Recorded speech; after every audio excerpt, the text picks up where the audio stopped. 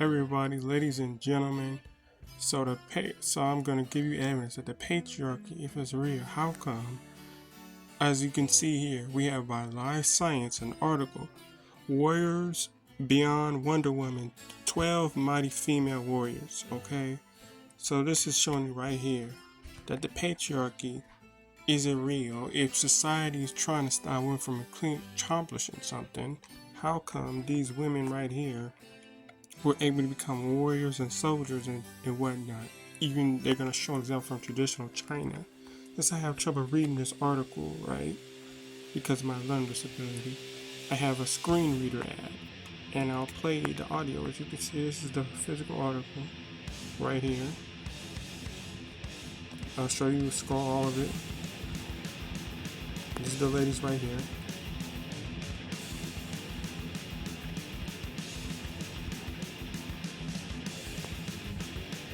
From Japan, traditional China, like, was one, I think Ethiopia, one killed her husband or something. This is in depth. I will go actually out of the Live Science website. I'll show you it right now. Here we go. I'll play the whole, here's gonna be the whole audio. Go to file on this. This is a good ad. If you have trouble reading, as you see, text to print, enter website, enter the website link. Take a picture, pick a file, and read it. My file. So yeah, guys. I'll skip the ads. Go right here. Enjoy the audio. I'll turn the VR up. Okay, I'm ready now. Human Behavior Beyond Wonder Woman, 12 Mighty Female Warriors Countdowns by Mindy Weisberger, published June 2, 2017, page 1 of 2. Page 1, page 1, page 2. Amazon Princess, image credit, Clay Enos. The 2017 movie Wonder Woman in theaters June 2nd, is a long... Since then, Wonder Woman, aka Diana Prince, has long reigned as a rare figure in the world of comic superheroes. A woman who is preternaturally strong and skilled in battle. But while Wonder Woman is fictional, she has no shortage of real-world precedents. Throughout history and across cultures, women have outlined military strategies and stormed battlefields, leading armies of both men and women, proving themselves to be fierce fighters and highly skilled leaders. Society is really sexist. Because why are they trusting them with man and women? They trusting them with all these people that are quote unquote patriarch of man. These less lower ranking men, therefore, with these men, even their lower ranking in society, because of the patriarch, they're just as they're at higher ranking status. For example, in hyenas, the lowest rank, I believe it's a female, is ranked higher than the male, right? For example, just further listening and whatnot. Here are just a few examples of these exceptional women warriors. Fu Hao, died 1200 BC. Image credit, Mu Jun/AP. In the background is my mom doing her classwork. So sorry about that, guys. The earliest known female general of the Shang dynasty, Fu Hao, lived about 3,000 years ago during China's Bronze Age, according to a biography published in 2002 in Women in World History, a biographical encyclopedia, Yakin Publications.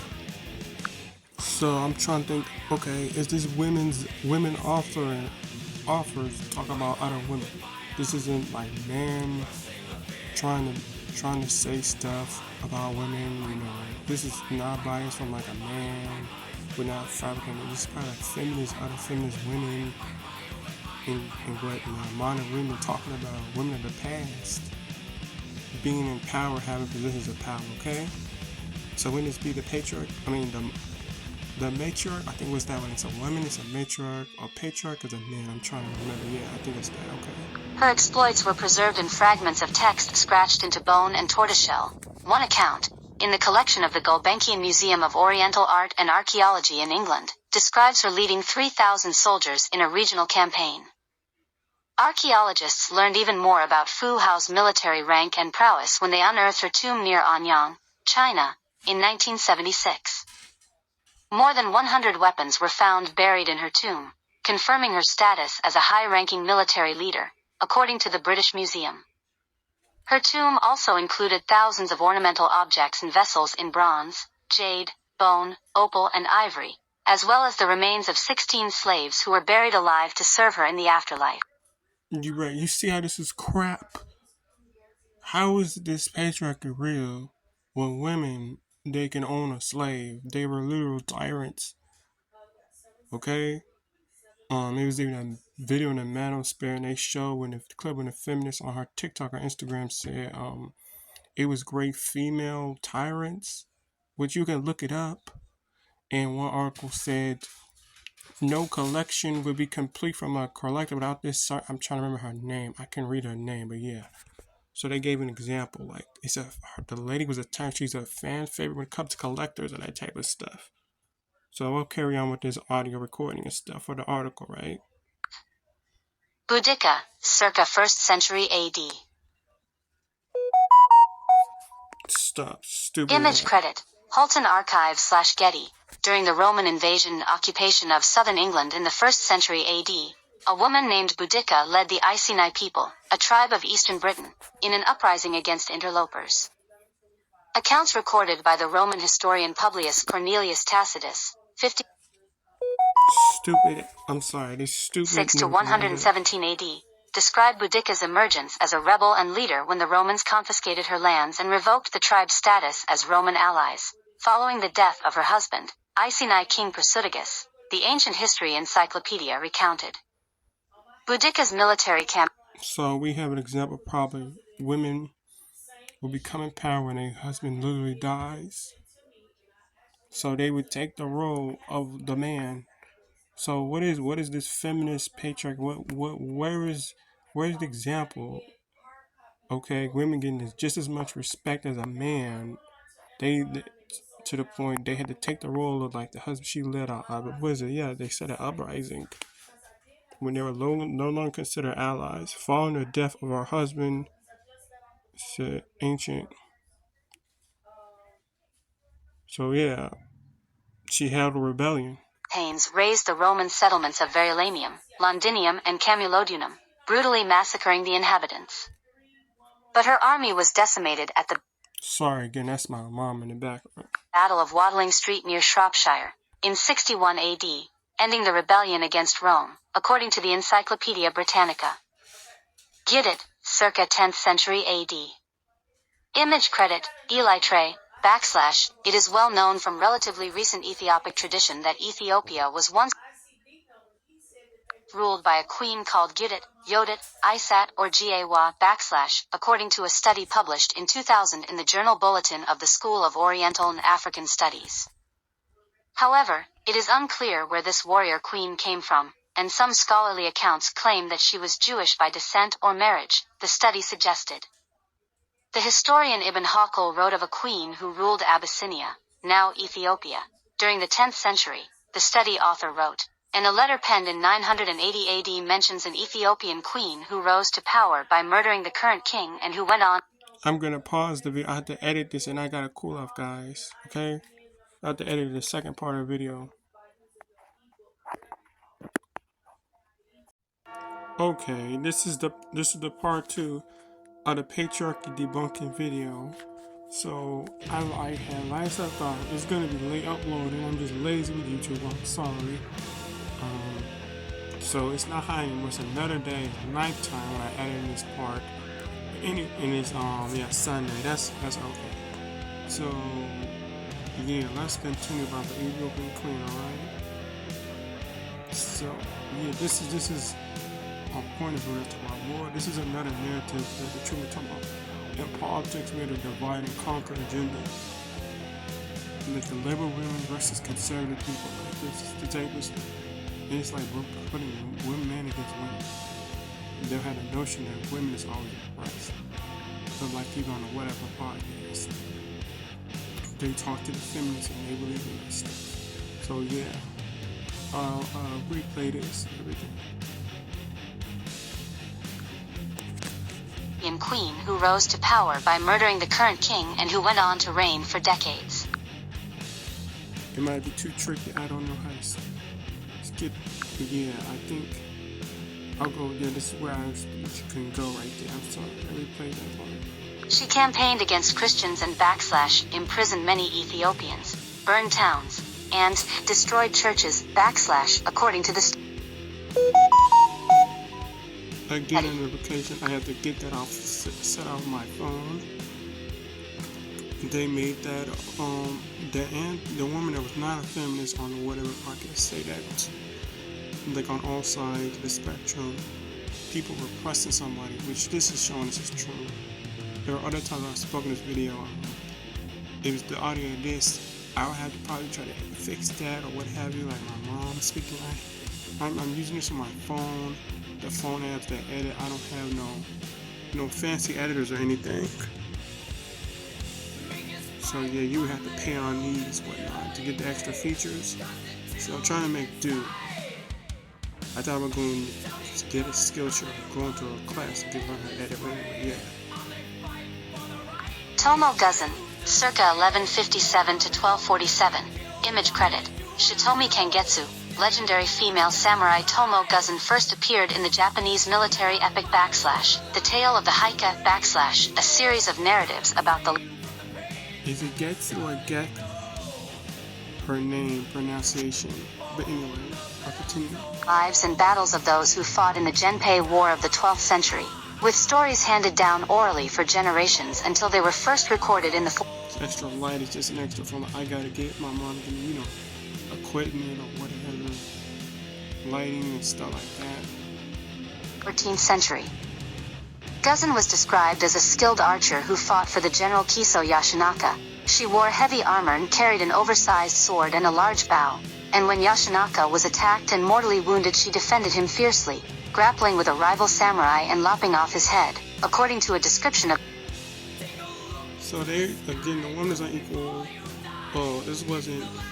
No, she didn't have a family member telling her, you can't go to war because of, you have a woman problem.